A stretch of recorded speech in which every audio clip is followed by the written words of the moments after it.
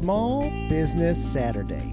What a great concept. This can't just be one random day in November, though. This idea has to be a movement. Our team helps all startups, not just people with great ideas for apps. We decided to show off some of the small businesses Codilation loves.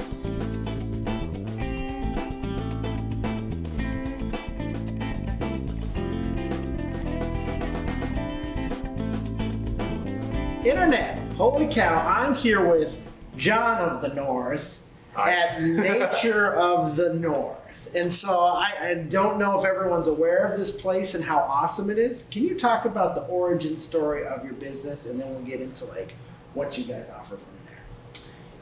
Yeah, the origin story is definitely a little different than where we are today. Yeah. And also where we're going. So it's just been this journey and a half, to say the least. Mm-hmm. But it all started about 6 years ago, where I was hanging out with a friend in a park, and they said, "Jon, I feel like Fargo needs an outfitter, and I think you're the one to do it." And I was like, okay, that sounds fun, but I have no idea where to start. What does that mean? How do I buy all the gear to get started? And like, how do I create that community first that wants this type of equipment? So there was just a lot of questions I needed to have. And I just kind of started down the path of, okay, if I wanted to create some sort of an outdoor organization, what would that need to look like for our community? Sure. So I didn't know what, because I didn't want to build something and then just like say, hey, here's this thing, jam it down your throat, this is what you need. Right. I wanted to test and try a bunch of stuff to see what are the actual problems that our community has with the outdoors? What is preventing them from getting outside? What are the barriers limiting them to trying something? So I just kind of went on this like market research mission for 4 years of like, what does this community want? What do I have to offer? What's like legit, you know? So I just started with, I have outdoor skills and I have a personality, so let's just teach different skills at breweries. Specific set of skills. This thing, like, it's a very specific set of skills, but it's for climbing and yeah. So it started with more like just general outdoor skills, like not tying, fire building, things like that. So I was like, okay, well, if I can improve people's skills in the outdoors, I can improve their confidence in the outdoors. So hopefully they just choose the outdoors more often. Right. So that was where it all kind of started. But then it was like, but then what? Like, what are you trying to get them to do? Right. I was like, I want them outdoors. Like, how do you make money doing that? I'm like, that's a great question. How do you I make didn't money? even think of that. Selling the idea of not being in a place and going outside. Yeah. So it was really interesting to start thinking about who all exists in this community. What are the types of people that live here? What type of lives have they lived before coming here? Or how have they lived while they were here? And what have their previous generations done before being here? So it's just a lot to learn, because I'm originally from Wisconsin. Sure. So I wasn't really intimate with this community until I got here and started interacting with it a bit more. So it's really interesting. Our first workshop was knot tying at Junkyard. Yep. And it was just like the perfect way. And I was like, this is our shtick. We are going to do outdoor skills in breweries, cideries, tap houses. Like, let's make it a really cool date night. Let's make it fun to learn something useful. And that was great. But yeah, it was like, well, what are we trying to do? On a random side note, I remember me and a few friends that we had like a keg party in their backyard where we got drunk and we tried to set up our tents drunk to prepare for WeFest. And so there's I don't know how you make $1, but you figured it out better than we did. But yeah, no, there is definitely like events and people that need that kind of help. Yeah, and I was raised on that too about like lake life is huge here. Yeah. So like, okay, I go to all these people's lake cabins and they're like, yeah, come on out, it'll be great, right on the pontoon. And then it comes to the fire and they start building a fire and then it's just this smoking pile of garbage and everyone's complaining and there's some drunk guy blowing on the fire for an hour about to pass out from either the booze or lack of oxygen. And I was like, there has to be a better way for people to enjoy this. So that's where I was like, maybe we can get the fire building thing, but it turns out people are really proud here. So they're like, no, I know how to build a fire. I can build a fire with gas on. You don't know what you're talking about. That's how you build a fire. Exactly. Yeah, I've been that guy. Hey, it gets the job done. As long as it gets started and keeps going, you know. Yeah, it's safety. Either way. So it's just been an interesting ride. I did that for about 4 years, testing out different types of workshops. Do people want knot skills? Do they want fire skills? Do they want winter skills? Do they want how to, camp cooking skills? What are the skills people are looking for? And is it even skills that they're looking for? Right. So that's when I started getting into events. And we started doing, let's do community events that we can get sponsors for, and that's what gets us to break even. It's basically marketing. Yep. And that just turned into a lot of fun. So we got to partner with tons of organizations and do a bunch of cool stuff. And that's when I realized, like, collaboration over competition is key. Right. Like, all ships rise together. Like, we can't be afraid of giving someone else attention when we're trying to do something. No, everybody has their audiences. So if we do stuff together, now we have all of these audiences to work with it. So let's do that. Yeah. So it was a lot of fun and just kind of kept rolling. And I had full-time gigs. Actually, the first 5 years of the business, I was working at Junkyard full-time, pouring beers, playing music, and walking dogs. So that was how I was making money for 5 years when I was starting this thing. Yeah. And it was just a wild ride because I'm like trying to think of these crazy weird ideas while I'm walking dogs or and playing singing music. cover songs. Yeah, totally. Yeah. Running into community members behind the bar. So it was just like a long period of time of just trying to figure it out. What am I trying to do? Why am I trying to do it? Like, what do people like? And it was great. And that's when I was approached by someone that was like, hey, I recently came into some cash. We know that you won't stop doing what you're doing. Right. If I gave you a loan to open a physical location in Moorhead, would you do it? Sure. And I was like, yes, 100%. But I had here we are. And here we are, but I had no idea what I wanted to build. Yeah. I had no idea what does a physical location look like for Nature of the North, because I still didn't even know what was my main product. Yeah. What's my main offering? Like right now, we're not doing any workshops. So I started building a place for me to do workshops in that had nothing to do with workshops. It makes no sense whatsoever. I had no idea what I was doing. You pivoted a bit. A lot of it. A lot of it. Yep. Yep. So for me, part of it was I want to help build the outdoor community here. Like that's really what I wanted to do and figure out what are we missing from an outdoor community. Because I lived in Boulder for a while. I'm originally from Wisconsin. Like I've always been in these outdoorsy areas where you just have people to do stuff with. Right. Or at least your family grew up doing that thing, so you have enough knowledge you can go and do it on your own. So I was like, what does this community need to build an outdoor community? I was like, well, there's all these little groups all over the place, but there's no like hub. There's no hub for all things outdoors. If you like hiking, there's a place for you to go hiking, but those people are really dedicated to hiking. Right. So you're probably not going to find someone that's really into mountain biking because you also want to try that. Mm-hmm. You know, where do you get access to these groups? And you sit there and you're searching and trying to figure it out. I was like, okay, I need to build the hub for the outdoor community. Yes. So I was like, how do I do that? And then I realized from my time in Colorado, I was like, okay, I didn't know anybody, so I'm just out there. I'm like, I want to be a cool guy. Like, I'm going to go to the climbing gym. So I started climbing as my workout, and I was like, now I'm in Colorado living. Yeah. You're so ridiculous. I'm like in my early 20s and just like, I'm the cool guy living in Colorado, climbing at the climbing gym. You're not wrong. It's pretty cool. It was the dream life for a moment, cool. you know?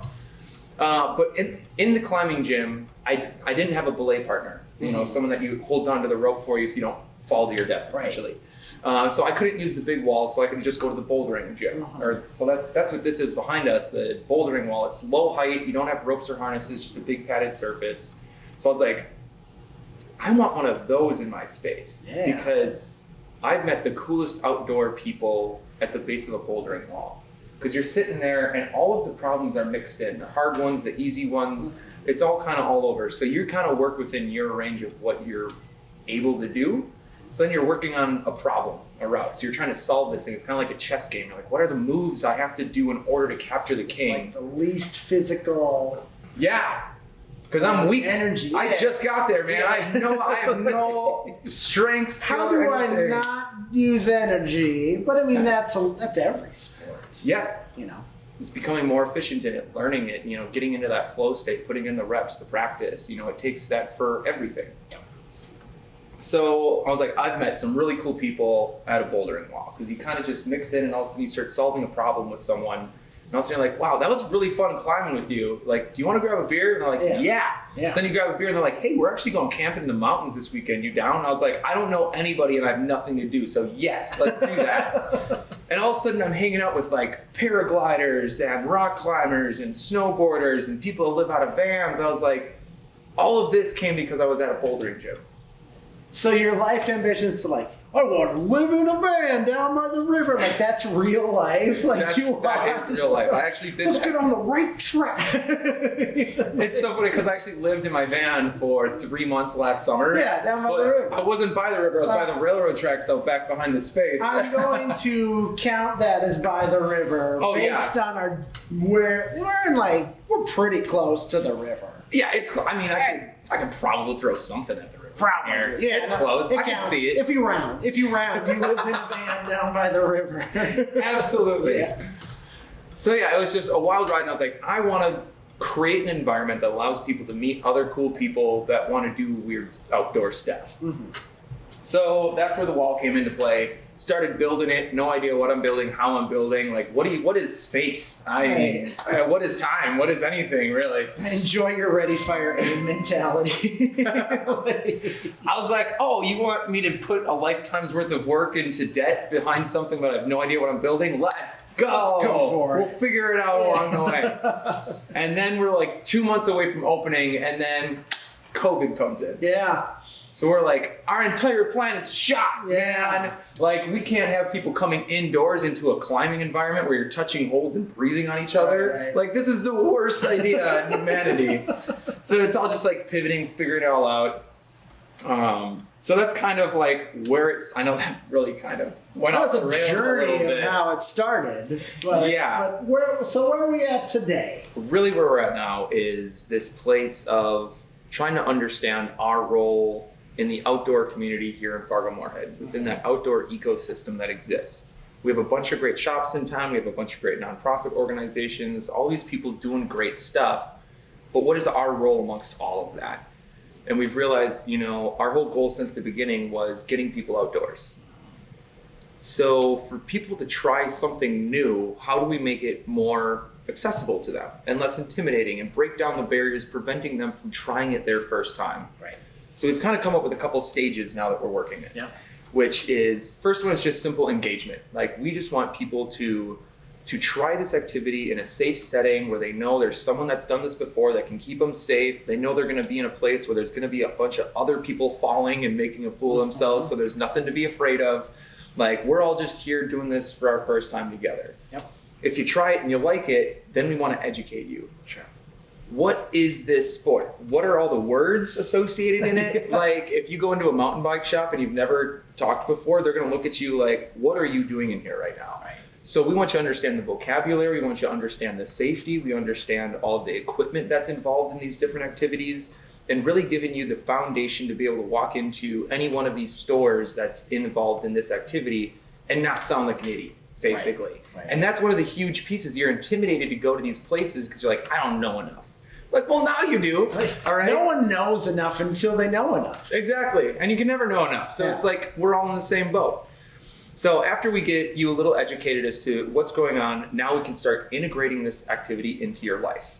So integration is a huge part of what we're going to be doing here, which really is helping you find the community to do it with. Who are you doing it with? Who are those people that you text and call when you're like, oh, it's supposed to be nice out on Saturday. You down to go for a little bike packing trip to Buffalo? Or, hey, it's above zero tomorrow. You want to go snowshoeing? Like, yeah, heck yeah. All right, so it's a balmy 6 today. You talk about when it's above zero, what can you do? Like, what activities, like, do you have for, like, someone with no knowledge? Or what do you suggest someone to do in the winter when it is just dreadful? Because, like, my current plan has been to, like, just not go to the gym. And, like, that one's not. Well, I'm great at it, but, like, it's not super active. Like, I was trying to, like, admit I'm gonna do all the things. Happy New Year. Like, what do you have advice or activities people can, like, just entry level get into? Yeah. In the winter in our dreadful climate. Honestly, the best thing is just getting out and doing anything. Yep. Like for me, it's frequency. Like literally just go out, walk around the block from your house, and then go back inside. Like get some fresh air, let your body acclimate to the temperature that exists here, because so many times we just don't go outside often enough, so our bodies aren't used to it. And then when we do go outside, we're like, oh no, I hate this, so let's not do that again for a while. So the cycle just continues.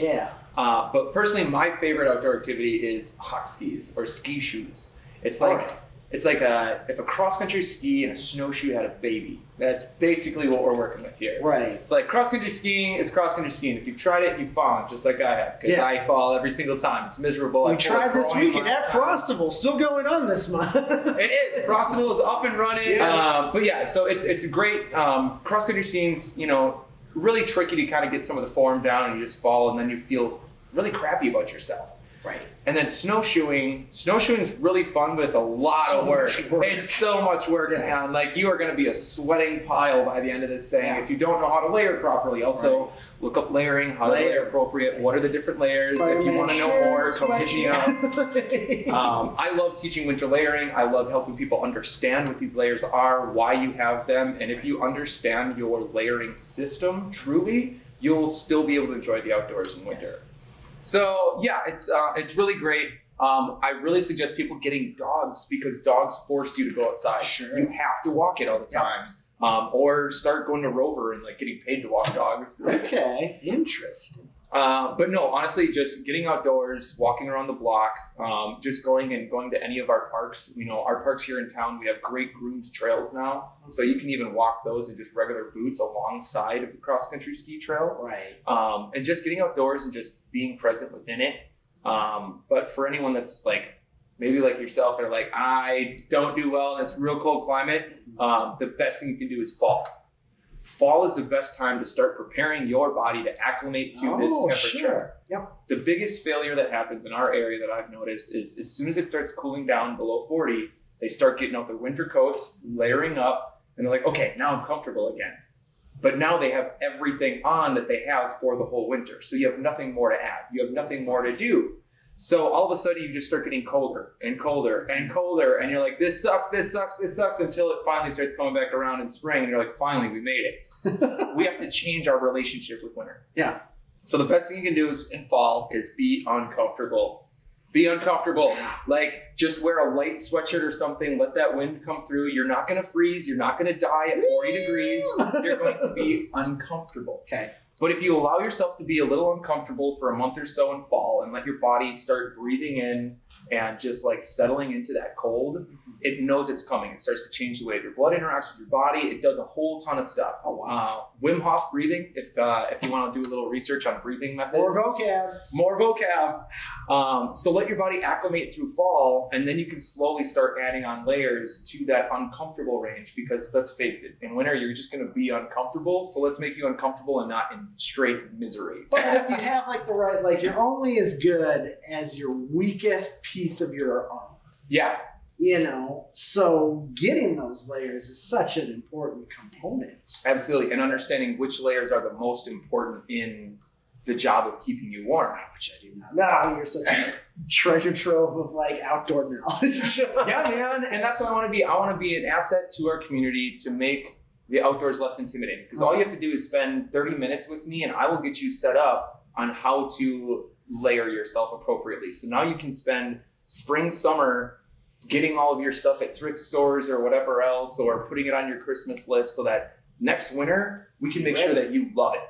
I love it. So that's my whole goal, is how do we get people outdoors? How do we make outdoor activities more approachable for more people? Like I like to say, nature of the north, outdoors built for beginners. Love it. That's our shtick now. So what kind of events and what do you have going on here for those people to like slowly work their way, or like dip their toes in the water of kind of, getting more involved outdoors?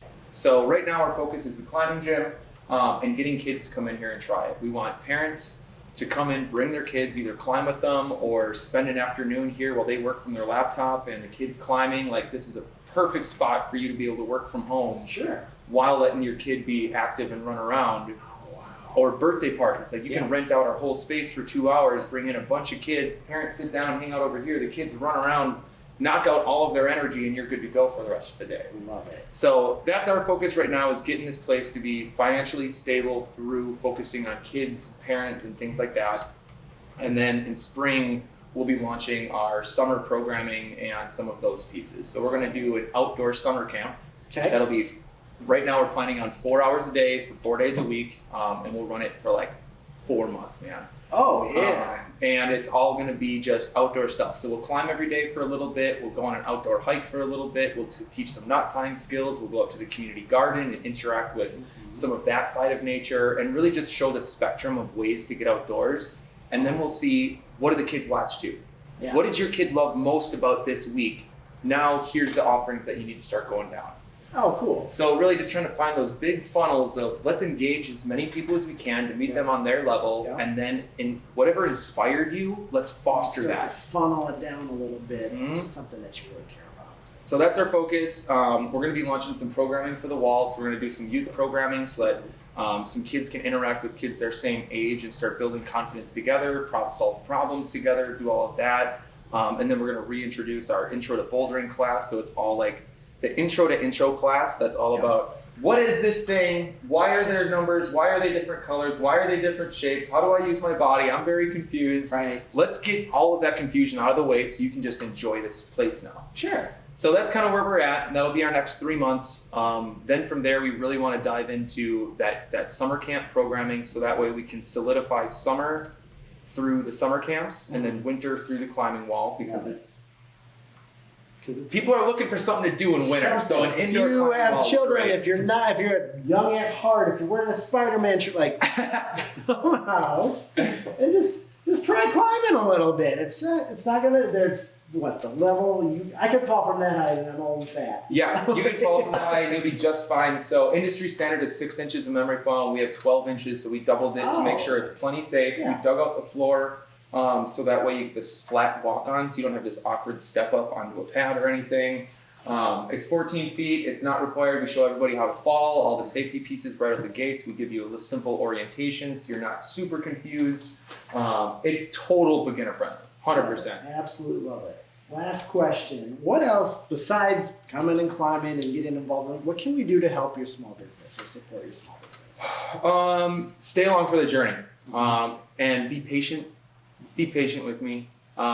We've had to really pull a lot of services off the docket, and a lot of things that I love dearly and want to bring back. But right now we're in a place of reorganization and redesign, and I just need a little bit of patience, grace, and love from the community to help me through this, to get us to that next stage that everyone's excited about. So I love it. Send everyone my way so they can come try climbing, because that's the one that we can offer right now. And through that, it'll help us stabilize so that we can launch all of the other outdoor incredible stuff that we're trying to do. I love it. Thank you for your time, John. Like, this is exciting, and I've really enjoyed watching your journey. And so everyone else do it too. Thank you.